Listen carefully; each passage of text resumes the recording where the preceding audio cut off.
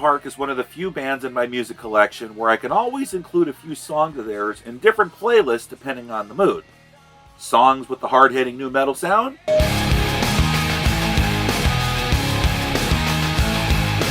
songs with the poppy sound, After my dreaming, I woke with this fear. stadium rock anthems, You feel cold, lost in desperation. rap songs, I'm letting you know there ain't shit. We don't run when the guns unload. alternative rock songs,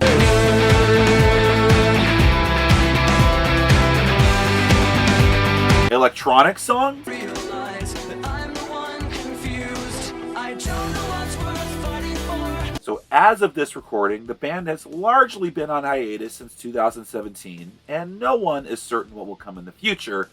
But in terms of their past catalog, with what we have, let's rank each album from worst to best. What will not be included will be remix albums like Reanimation, Recharged, or extended plays like Collision Course with Jay-Z. Simple reason is they're mainly remix albums and not really albums of new material, even if they include a new song or not. Say goodbye and hit the road. Pack it up and disappear. You better Now, I know a lot of people are going to tell me, and sadly I must address the fact that this is the last album that was released before Chester Bennington committed suicide on July 20th, 2017. With the tragedy unfolding after the release of this album, people will tell me, oh, come on, you need to appreciate the lyrics and see the pain that Chester was in. And that's fine. I can understand heartfelt lyrics as much as anyone can. Chester was especially pissed at the fan backlash saying they should, quote, stab themselves and, quote, move the fuck on from their previous sound. I don't like my mind right now. Stacking up problems that are so unnecessary. Wish that I could slow things. Well, here's the thing. I actually enjoyed the direction they took in Minutes to Midnight and Thousand Suns and so on. I was glad they changed their sound instead of making every album like Hybrid Theory.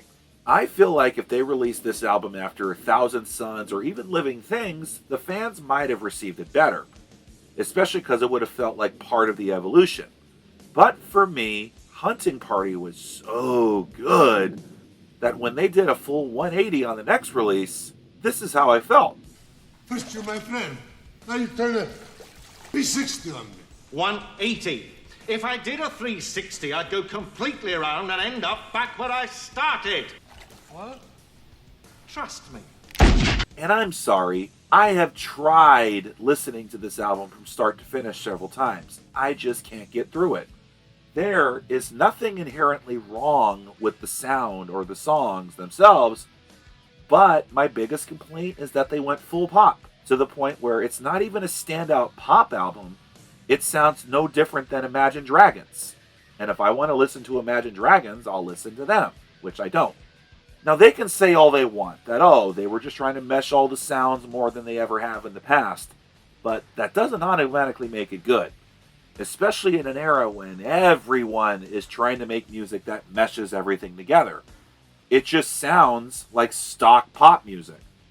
You could realistically compile an album's worth of all the key Linkin Park pop songs released before 2014 and still get a solid pop album. As somebody who has struggled with depression as a teenager and has been through a heartbreaking divorce, I understand what this particular album's lyrics and message and the tragedy still mean to a lot of people. And if you enjoyed this album and have your reasons for liking it or loving it, that's fantastic. But in my opinion, Linkin Park, they're way better than this.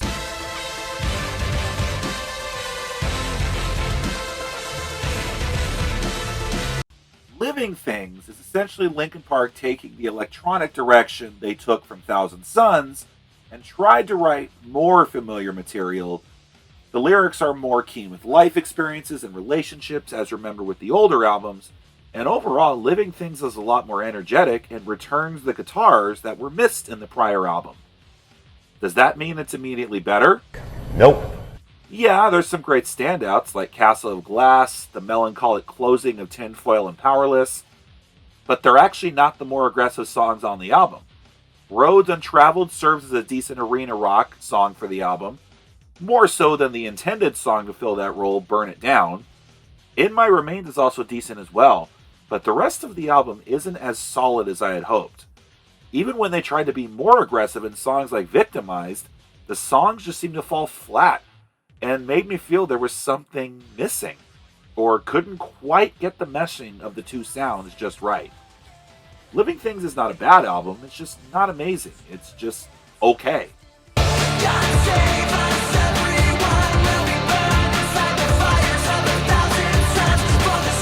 By far, A Thousand Suns is the most, quote, progressive and experimental album Linkin Park made.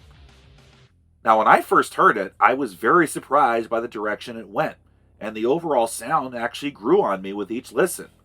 Minutes to Midnight introduced the less guitar-driven electronic pop alternative sound, but Thousand Suns took it a step further and made it into a concept album revolving around the dangers of nuclear technology and social issues around them.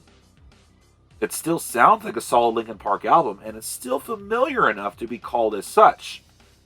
It's meant to be listened to from start to finish, and in an album of 15 songs, 6 of them are transitional segue tracks between key songs. Standouts are of course Waiting for the End, which combines pop and reggae elements, Iridescent, a solid sentimental arena pop rock ballad that makes you want to wave that lighter or your cell phone light. You have Wretches and Kings, a great nod to Public Enemy, plus When They Come For Me and The Catalyst. Thousand Suns proved Linkin Park did not have to keep the old sound, but unlike One More Light, this did not feel like it went full pop, and it still felt like a Linkin Park album.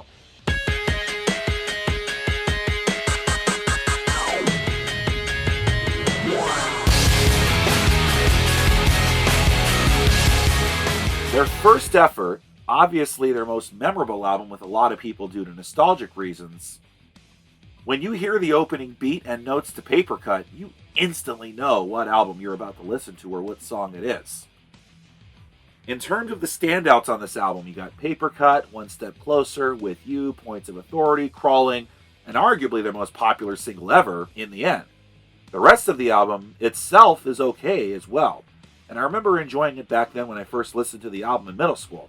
But nowadays, it fades into obscurity in my book, and that doesn't take away from where the album shines, and how much of an impact the album left on the nu metal scene back when Linkin Park exploded into a force to be reckoned with.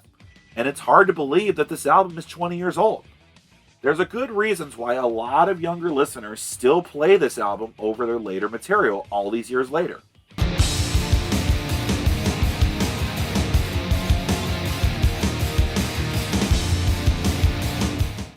Meteora largely retains the same sound of Hybrid Theory, but it refines it while introducing some new elements.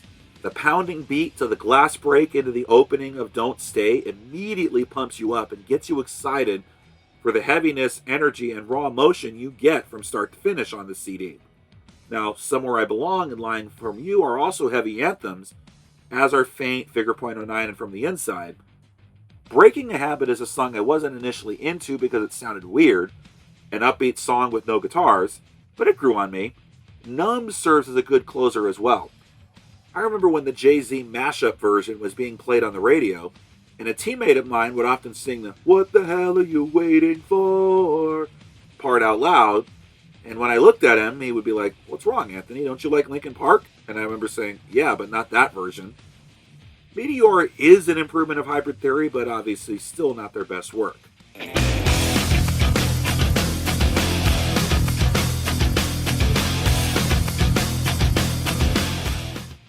When it comes to the album Minutes to Midnight, as I've said, I did not want all of Linkin Park's releases to be Hybrid Theory or Meteora clones.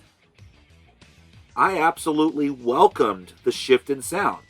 Sure, there were a few songs that expanded on the nu metal aggression, such as Given Up, Bleed It Out, and No More Sorrow, and of course had the hit arena rock anthem What I've Done. But where the album shined is where the alternative rock sound gets center stage. Shine.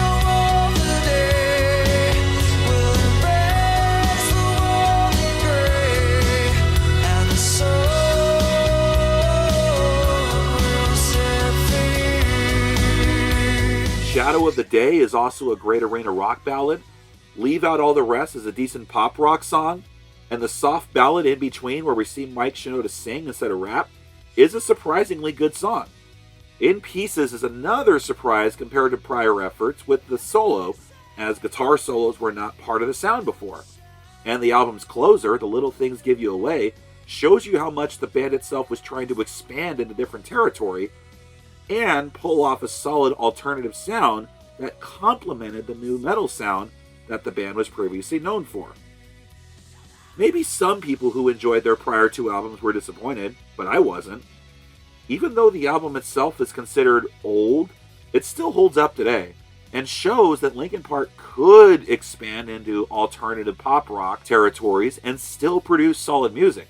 That's why this album still remains as one of their best.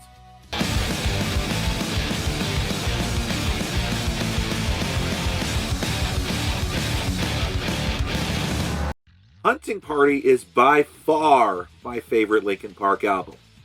All of the previous entries have songs that I'll gladly skip on a regular basis, but Hunting Party remains a solid experience from start to finish, and I will happily listen through the entire album without skipping. Here, Linkin Park decided, okay, we've done the electronic experimental stuff as far as we could.